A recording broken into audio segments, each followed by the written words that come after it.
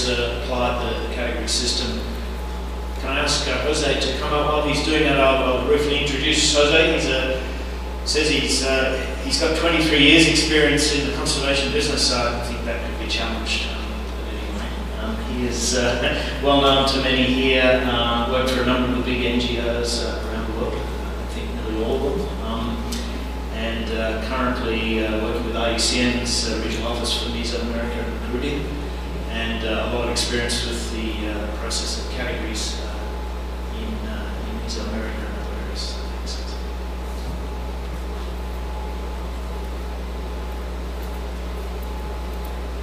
Good afternoon. I somehow lost my glasses on the way here, so please don't step on them if you see them.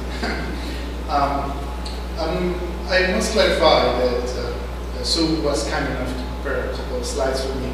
I'm living a PowerPoint-free stage of my life, and I did not prepare one. I hope this doesn't make this part of the story less interesting for you. Thank you, Mike.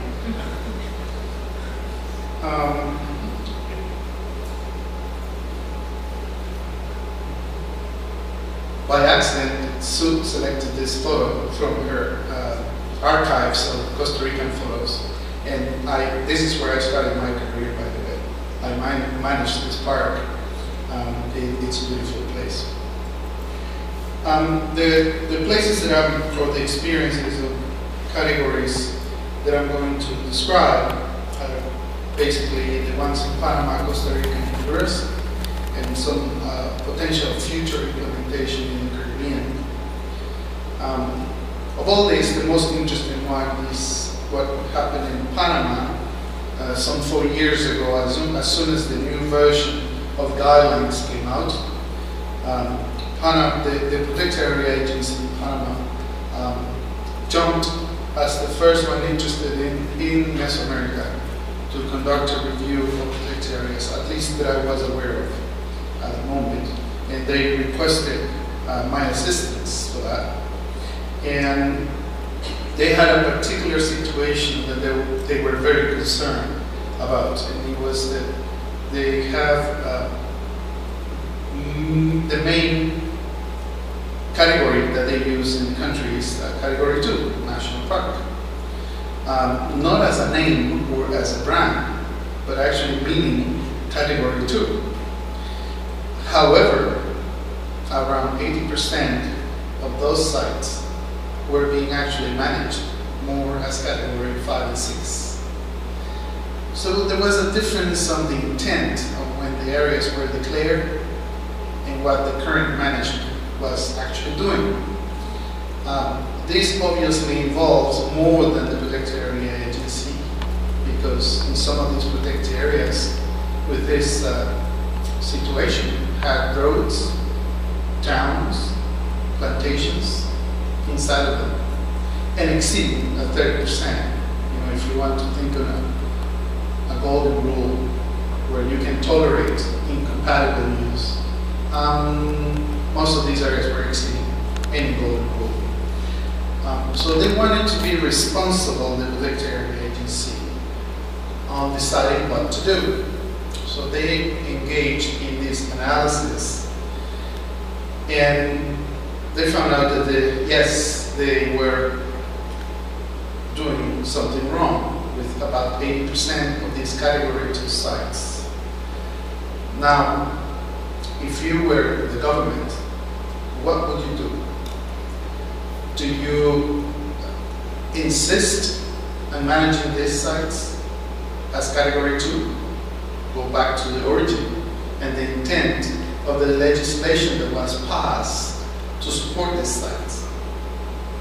Or you decide to be honest with yourself and recategorize these sites as Category 5 or 6?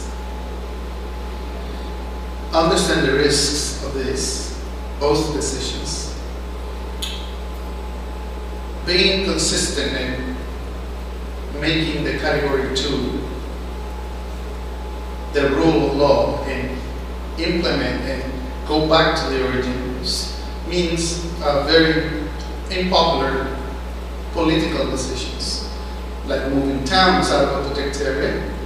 And I'm not thinking even about the cost, which is expensive, but the risk of opposition that you will face from these local people, or trying to trade land with some important size plantations that you have inside of some of these protected areas. That was one side of the story.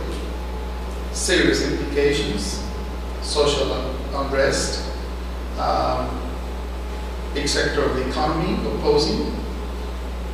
The other one, recategorizing, meant that it was exposing the country's reputation because of these, I think Nigel explained this very well, perception that categories at the right end of the spectrum are of lower quality. If you declare 5 or 6 category protected areas, it's not that good for biodiversity. You're not serious about biodiversity conservation. So that notion was not very appreciated by the government because it was like accepting that the country could not really deal with serious biodiversity conservation. So that was the other side of the story. They had to go on their own, and that was the end of my participation, because the rest of the process was political, and it took them 2 or 3 years of discussions to prepare a new decree to recategorize most of these protected areas towards 5 or 6 categories. The decree was put on the shelf. It is still there, and there is no hope that it's going to be passed. I checked with them a couple of weeks ago. It's one of those things that you check on your babies every now and then, and I wanted to check on this one, on mine particularly. I felt some sort of ownership since I helped them, although they did the hard work really. It's still stored, and now there is a risk because in our part of the world, mining companies and oil companies have been seducing our governments on changing some land use that has been set aside for conservation. It's a big issue right now, and we have some of our best environmental lawyers writing and trying to influence policy on what they call no regression on protected area policy. No regression means that legislation that has been passed to declare a protected area cannot be changed. I'm not a lawyer, I cannot explain all the details, but it seems to be something very serious and in finding serious opposition in governments. So this case is still pending on the recategorization with this serious threats on changes of land use. Costa Rica is about to start, and it was supposed to start at the beginning of this year with the involvement of our office, but doesn't seem that's going to happen. That was the most recent news that I received, but they will start anyways, probably next month, reviewing the categories and connecting the categories with the management planning policy with the management effectiveness policy that they have in place.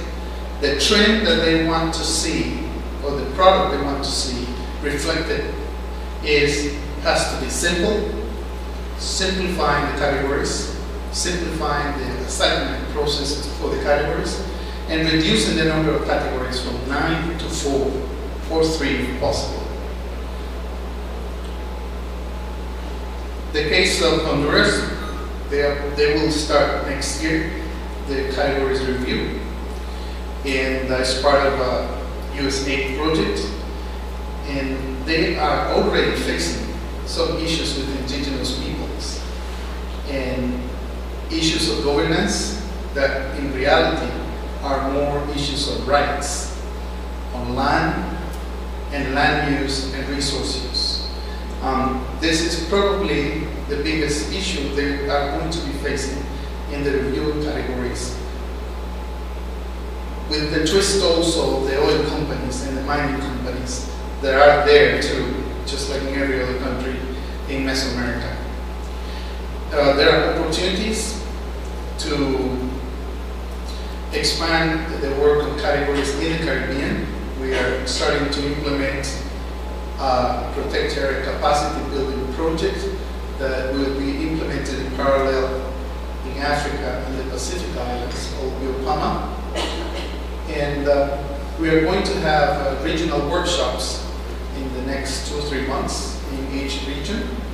And the people from, in my case, the Caribbean, will be identifying priorities of topics they want to see developed in the project in the next 3-4 years.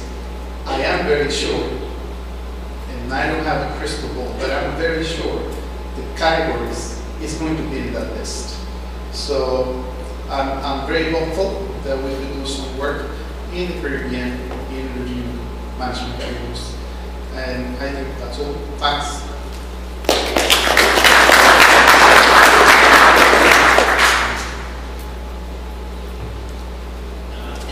Thanks very much, Jose, for that.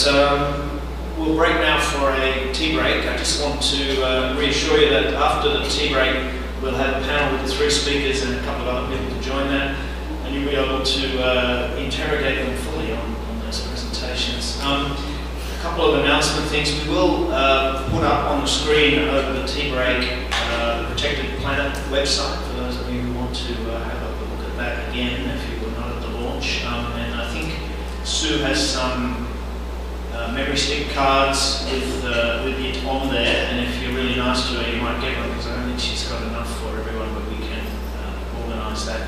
Again, if I could remind you to stick your business card in the middle of the table, and if we could perhaps get you to come back a little bit earlier, around say 4:05, if that's feasible. 10 past, 5 past would be good. Thank you.